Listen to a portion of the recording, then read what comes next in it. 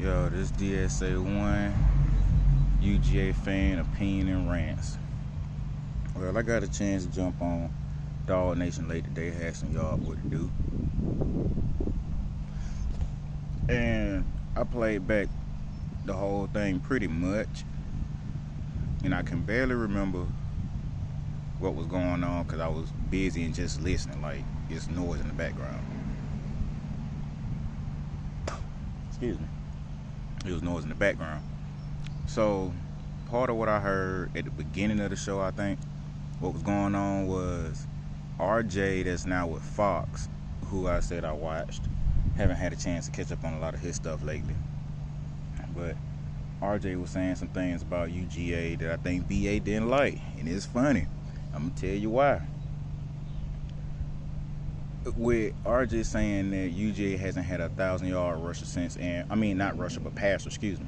A 3,000-yard passer since Aaron Murray, which was under Mark Richt, which is what I give BA credit for. That didn't have nothing to do with Kirby Smart, because by the time Aaron Murray was gone, Kirby Smart was coming in like the following year, I want to say.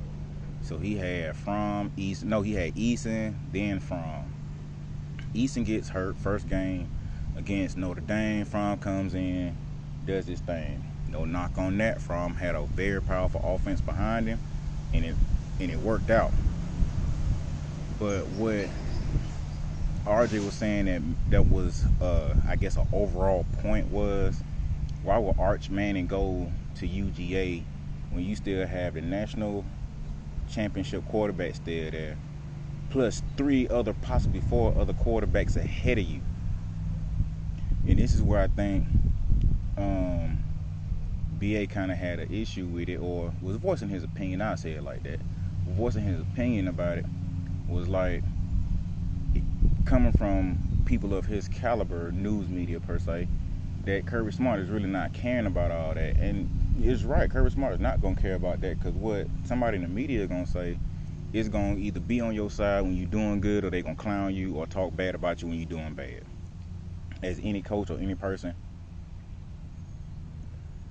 in that type of space, they already know that. So of course they're not going to take too kindly, or not even really pay too much attention to it. Excuse me. But what RJ was getting at was, UGA has not developed a quarterback that could at least get to 3,000 yards since Mark Richt. And the way that Kirby runs his offense, not Kirby, but the way that Monken is running the offense with Kirby as the head coach is not really set up for that. It's a ground and pound attack, and we will throw the ball and beat you like that. You're going to load the box, and we're going to take advantage of it. Any team would do that. Not just Georgia, but any team would do that. If you load in the box, yeah, we're going to do slant routes. We're going to do curl routes. We're going to do stuff like that that's going to make you play honest. And it seemed like BA was having an issue with it, or voicing his opinion on it, because the way I'm looking at it, as in, RJ wasn't lying. It's like you had an issue with RJ stating facts. He didn't make none of that up. We watched the game. Fromm did well with a powerful offense, and as the season went on, even BA has mentioned this himself, Fromm regressed. He started going backwards. So when it comes to Fields being brought up in the same context, because what RJ was saying, that you had Eason gets hurt, Fromm take over. Then Eason leaves, Fields comes in. Fromm still is the leader because he took Georgia to the playoffs and a national championship. And Fields end up leaving, or whatever the case may be with that. The case is he left, but the situation behind it is whatever it may be. But was RJ really lying about that? Did he make that up in the context of the way BA is voicing his opinion? Not putting words in BA's mouth. I'm not doing that. What I'm saying is, BA's approach to what RJ was saying is, we won with a walk-on, so what? But we could have won if Fields would have had more playing time not even the following year, that year. that we didn't end up making any playoff games. We ended up making it to a New Year's Six game. We still won, but Fields ended up leaving. You can't put talent in and have them just hand the ball off and run the offense for 5 or 6 plays. I say even 10 plays. And then you pull them back out to put the other quarterback in when you already winning. This is something I had been said, and I'm going to keep repeating until we see something different. And that's my opinion and rant on that situation, because it makes sense. RJ wasn't lying about it. When was the last time Georgia had a 3,000-yard passer? Well, it was what some fans would say and what some people would say. It was the offensive coordinator fault at the time, not knowing how to use Fields. I can agree to that. But Kirby and his staff went after Fields for a specific reason. If you knew he didn't fit the offense, why are you trying to force a square peg into a round hole? Because you don't want nobody else to get him? Understandable. He still left and showed out when he left. Eason, he still left and did pretty good where he went. Oh yeah, and he also brought up JT Daniels. Talking about he played like 7, 8 games and did pretty good, and then he ended up leaving. Nobody still really knows the full effect of what was going on behind the scenes with that.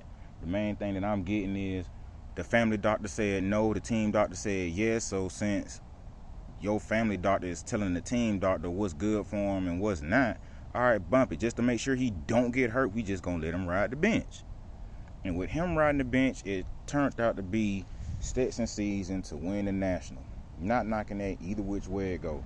Because if I'm a head coach and your family doctor is overruling my team doctor who's dealt with athletes for however long he's been doing it or she's been doing it, I'm going to listen to my team doctor unless my team doctor's doing some shady stuff, and then I'm like, okay, I'm going to pay attention to what the family doctor's saying, because the family doctor's been dealing with the boy pretty much all his life.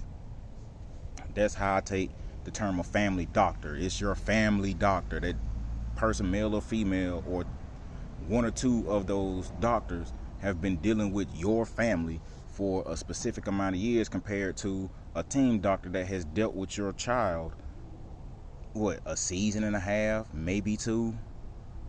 Okay, you gonna tell me that my family doctor, who's been dealing with us for, let's just say, all his life, compared to a doctor that don't know my son for 2 years, is gonna overrule what my family doctor is saying? I get that from the family standpoint, and I also understand it from Kirby Smart's standpoint. I'm not gonna let this situation cause friction in my locker room with this. Since y'all feel that way and you say he not ready, fine, we just gonna leave him out. And if you say he ready and it's too far along in the season, there's no point in putting him in, because he done missed way too much time. So my second thing is,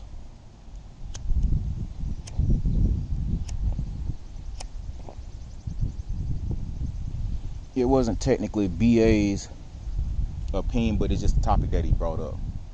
How people are wanting the Power 5 schools to play more Power 5 games instead of playing these cupcake games. My thing is this. A lot of people that whine about that, and I'm saying whine because a lot of people do that. Oh, we don't want to see Alabama playing McNeese. We don't want to see Oregon playing Nevada State or something like that. Y'all don't understand that those games are just as important to the team as it is to everything else that's going on in that aspect. One, those teams need money, and y'all know that. Everybody knows that. That's the whole point of them teams scheduling them games, getting blown the hell out 35-7, because y'all don't want to watch it. But in an aspect of hearing about how the attendance has gone down and things of that nature, if you're a real college fan, or you just an occasional college fan, but you want to see players get work, you're going to watch those games, because those are going to be the games that you get to see some of the freshmen, some of the sophomores that don't get to see the field in meaningful time get those reps. When you have backup quarterbacks, running backs, wide receivers, any position on the field, they need those reps. So those are the games that they need to get in on and get playing time. Because I put money on it, hypothetically speaking, that if none of those games mattered, if none of those games existed, and you have, let's say, a University of Illinois is playing Clemson, let's just say. For Clemson, that will be a cupcake game to them, because Illinois is not that strong of a team. But at the same time, they're bigger and stronger than a smaller school would be. And those players need that rep. You don't want to throw players in the fire in that type of environment and expect them to do well, and they crack under pressure, and that pressure busts those pipes, and now the player looking like he don't know what he's doing. But if you put him in a game like a McNeese or Troy or Grambling, a Tuskegee or Morehouse or something like that, that gives them those reps to make those mistakes in real time, and it's not gonna hurt them per se as playing a Clemson, Ohio State, a Michigan State, a Florida, or South Carolina.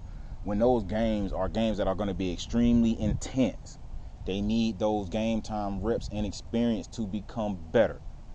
Only thing, to me, in my opinion, that works for Georgia in that regard is Georgia swap out so many players, you can't help but get playing time. But for other teams, it don't work like that. We've seen how Kentucky and Auburn use their running back. They run the running back into the ground. So by the 9th, 10th game of the season, they pretty much, all their wheels done fell off. They riding on the rim right now. They sparking down the street. And then people want to talk about, in a sense, we don't want those teams, those schools to lose those teams, paraphrasing, to go away. But that's what you're asking for. If they can't play the bigger schools and get that money to support themselves and actually make their program better, where the hell you think they gonna get it from?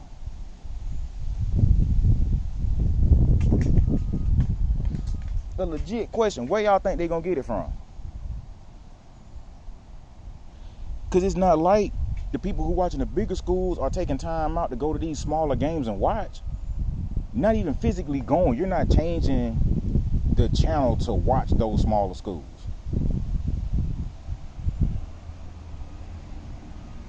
I'm not gonna toot my own horn, but I try to watch some of the smaller schools as much as I can, depending on who's playing, as far as the bigger schools. But if a smaller school is playing, like a Jackson State playing a Grambling, or a FAMU playing FAU, or Georgia State playing Georgia Tech, I'll watch that. They need that exposure. Everything ain't just about the Power 5, because if the Power 5 becomes a super conference, all the lesser schools like a Vanderbilt, like a Kansas State and Kansas, Arizona State, or UCLA, they gonna get left out. Then what?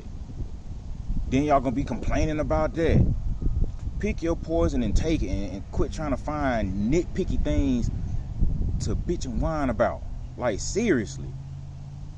Y'all know these schools need this money. Why y'all think UAB shut their football program down, outside of probably having some things go down that shouldn't have went down? And then UAB finally got their program back up, and they are now an issue to most teams that play them. I'm talking about Group of 5 teams. Power 5 teams that play them. Like, all this complaining about stuff got to, man, y'all tripping. You can't say you love college football, but you only love the Power 5s. And a lot of them Power 5 teams are doo-doo. We see that every year. There are 5 Power 5 conferences, and there are at least 8 teams per conference that really will give you a good game every Saturday. That's 4 from the East, 4 from the West, or all from the East, all from the West, or North and South, or however the region is broken down. Like, all this talking about y'all don't want them to have a chance to play the bigger schools is ridiculous. And that reminds me of another thing. Hold on.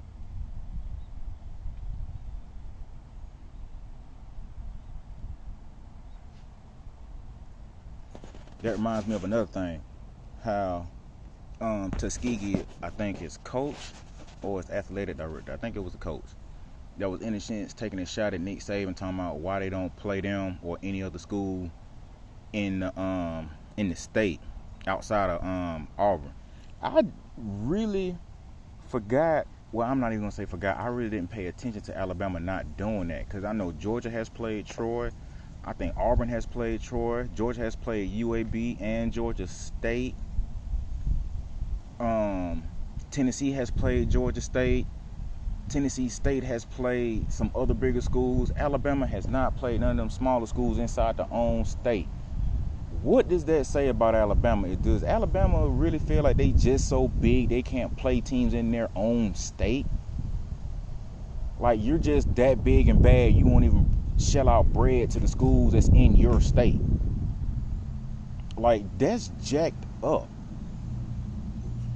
Like, that don't make, to me, that make Alabama don't not look as good as it would Alabama playing. What small school did they play? I think they played Troy and lost to them one time. And that was like years ago. That was like early to mid 2000s. But they're not playing a Tuskegee. They're not playing an Alabama A&M. As a matter of fact, Alabama did play Southern Mississippi. He played Southern Mississippi, not Southern Alabama University. Just saying, if that was a school. But you didn't play no school in Alabama, no smaller school in Alabama. Auburn has done that. Georgia has done that. Florida has done that. I want to say every school in the SEC almost has played their smaller in-school teams, except for Alabama. I'm not even scratching my head on this. It's just making me look at Alabama like, y'all just think y'all better than everybody else because y'all don't play smaller schools and help them out. But you'll play a smaller school in a whole nother state and give them money. So you'll take money out of your state and give it to another state, but you won't keep the money in your own state. Outside of Auburn, which is the only big school there besides Alabama.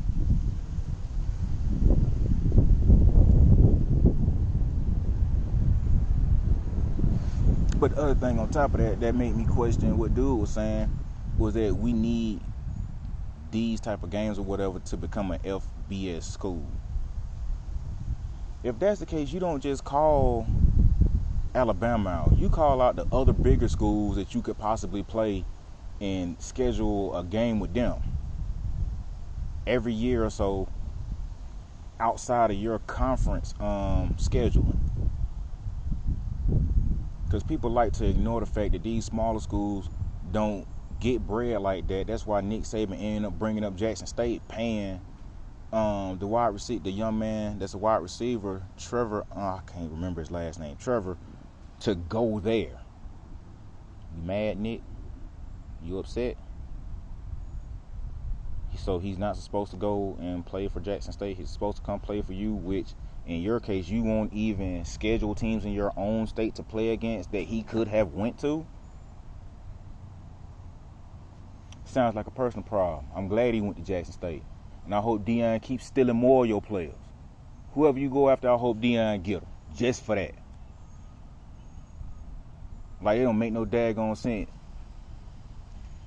I'm not even going to go there. But anyway, that was like the third thing I really was thinking about in that aspect. You can't say you don't want the group of five and group of five in the smaller schools to not go away, but you don't want to see them play the bigger schools to get recognition.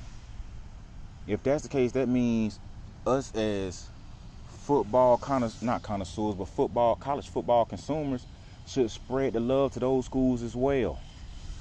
When Georgia goes off, find another school, probably from your hometown or whatever the case may be, or your home state if you're not from Georgia, and watch them. Give them that TV time if you can find it, if they actually televise it. And that's another thing that goes against the stations that don't televise these teams.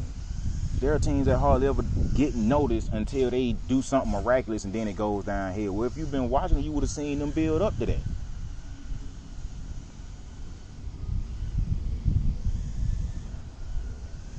That's just my take on it, because it's just stupid to me that people say you don't want something to go away, but you don't put nothing behind it to make sure or help it at least. You don't show these schools hardly no love unless a high-ranking recruit goes to that school. Then it's a surprise. Well, if you'd have been putting just a little bit of attention on those smaller schools, not saying every TV station or every person that does commentary or whatever the case may be is going to watch these smaller schools, because to me it's way more smaller schools that are not Division 1, it's more like 2 and 3 than there are Division 1 schools. So it's pretty much impossible for everybody to know who's going where, on top of knowing who's going to your favorite school. Excuse me. That's just something that irks me when it comes to people saying that and acting like that's not a big deal. These smaller schools are trying to survive, and then if you think about it, let's just say majority of these schools go away and it's only D1. How many of these athletes are going to be able to get into those schools? You cut the pot dramatically. You already looking for the best of the best, but how many of those 2 and 3 stars, maybe even 4 stars, they could have went to those other schools, can't go to them now because the schools don't have the funding? Well, it's up to the state. Say that about Alabama. I'm quite sure Alabama University gets a lot of money from the state. I'm quite sure Auburn gets a lot of money from the state. Georgia and Georgia Tech get a lot of money from the state. Florida got at least 3 bigger schools. Florida, Miami, and FSU. Not including UCF, FAU, FIU, FAMU, and I think it's one more school down there. There's 8 or 9 schools I just named. That's just out of Florida. Then you go to Louisiana, LSU running thing. Then you got the Raging Cajuns and Grambling, are the ones that I'm thinking of right now. What smaller schools are in Mississippi outside of Ole Miss and Mississippi State and Southern Miss? Like Memphis, Tennessee, and Vanderbilt. Like, come on, man. These schools need that bread. If anything, to me, that would make it exciting is put your second or your third string in at the beginning of the game and watch them play. I mean, it'll be close. It'll be like, dang, Memphis almost beat Georgia Tech's second string team. I mean, everybody need to work. So what would be the problem with that? It'll make the games closer, at least somewhat more exciting. Since most people are complaining about excitement of the game.